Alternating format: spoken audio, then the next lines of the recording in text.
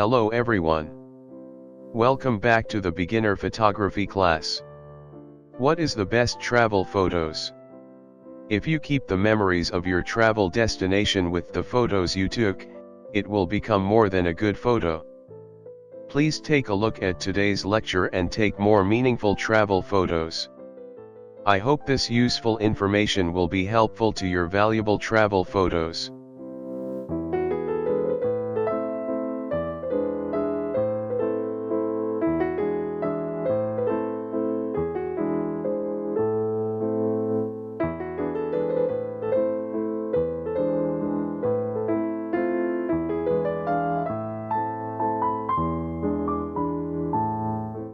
The trip is remembered with one well-taken picture. If you can remember vivid memories while looking at a photo, it will make it more qualitatively enriched, even if it is an old photo. And if someone who hasn't traveled there sees your photos and finds them attractive, you will be satisfied with your travel photos.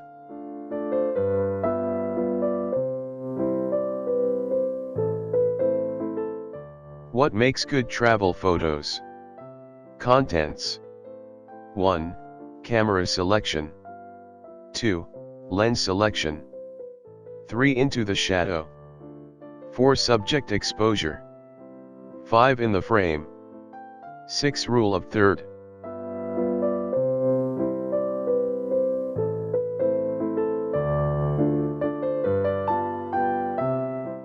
First, camera selection.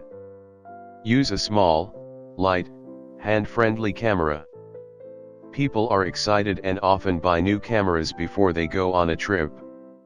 Many people who travel with large, heavy cameras and long-axis lenses think that they can take great pictures in their travel destinations. Can you take good travel photos with your new camera and equipment?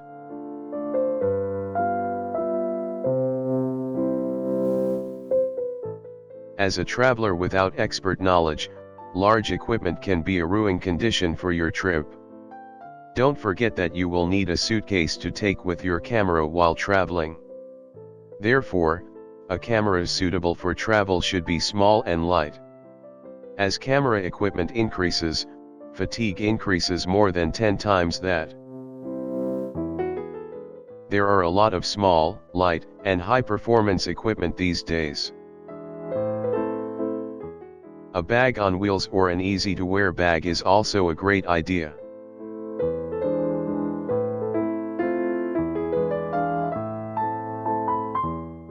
Second, lens selection. Have a familiar lens ready to replace your eyes. This may not be possible due to the nature of a professional travel photographer who has to configure a variety of angles of view, but in general, if you want to take travel photos that are familiar to my eyes, it might be the prime lens is the answer.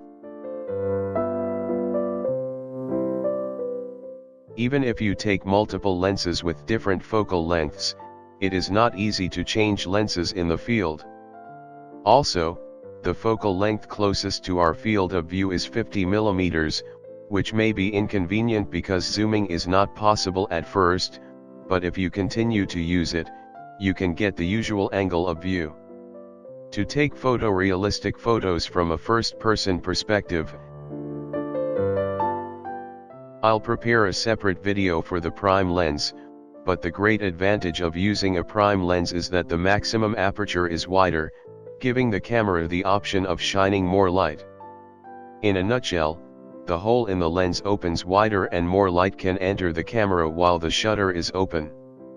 So, if you're shooting in low light situations, using a prime lens will give you the exposure you need without increasing the ISO or slowing down the shutter speed.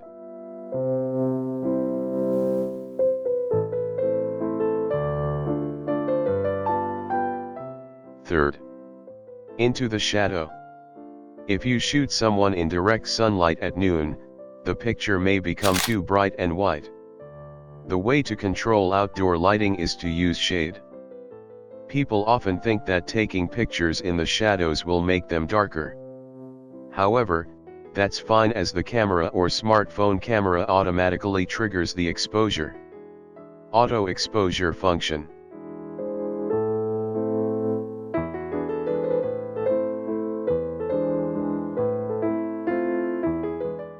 Because the shadows are reflected light, the skin texture looks better than taking a picture in direct sunlight.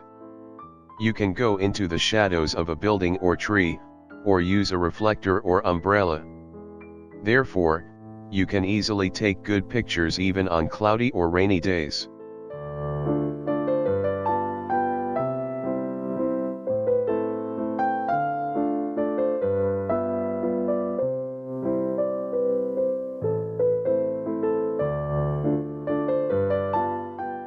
Fourth, subject exposure.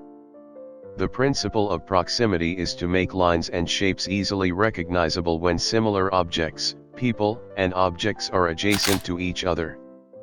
The closing principle means that if there is a closed space, the eyes will move to a bright space. You can use this simple but principle to take photos of your travels to highlight the topic you want to express further.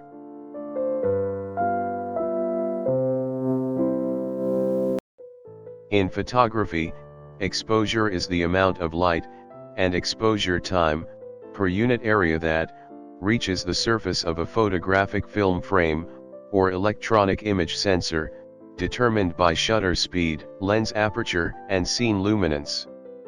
Centering the brightest, or second brightest area on the screen, and darkening the edges can draw attention to the main subject in the center.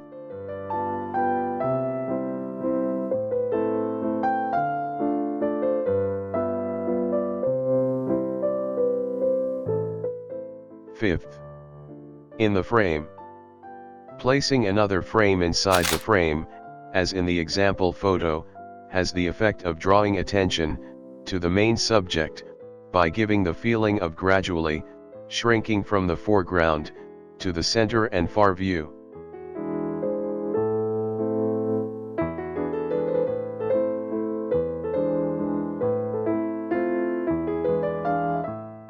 Creating another frame in a frame, called the camera's viewfinder, is called an in-frame technique.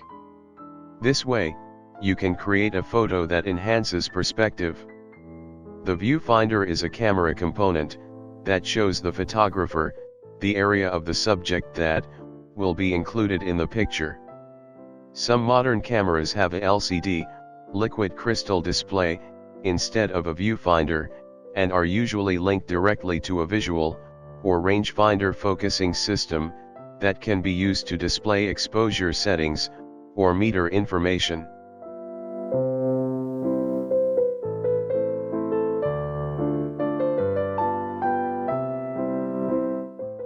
Sixth, rule of thirds configuration. The design of the photo is the composition of the frame. In other words, it refers to the work of harmoniously arranging various objects visible in the camera finder. It can be said to simply arrange the objects in the frame and give visual order so that each subject is in harmony and balance. What is the rule of thirds? The rule of thirds is composition is a fundamental way to give a photo a structure and make it more attractive. It is a type of off-center configuration in which the important elements of the photo are laid out along a 3x3 grid, dividing the image evenly into 9 parts. For most cameras, this can be used by specifying the use of the viewfinder grid in the settings. The 1/3 rule gives visual order, including contrast, complementary color contrast, use of light and shadow, use of lines and shapes, use of aperture and shutter speed, and use of appropriate lenses according to the situation.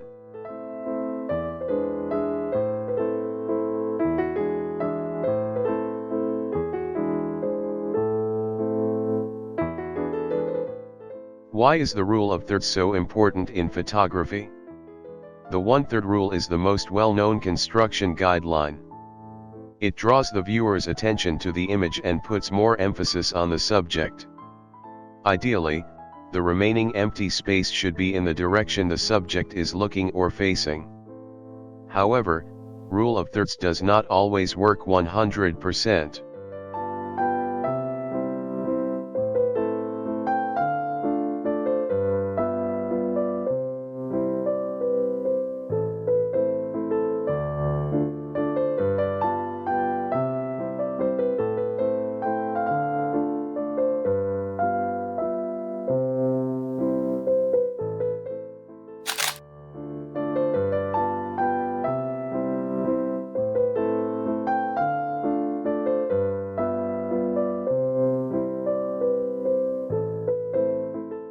Some people may think that photography is easy. However, the picture shows us an accurate and honest result. If you want to take your photography skills up to the next level, I encourage you to attend community college photography group classes, or college classes.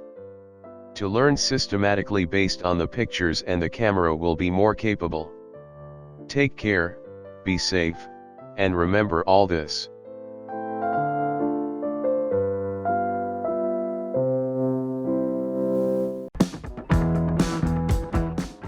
Today, I explained how to take travel photography for beginner photographers. I hope this information has been helpful. I've outlined how to practice as easily as possible. However, if you understand this, it doesn't seem that difficult to shoot with a camera. In the next video, I'll show you some more informative aspects of photography.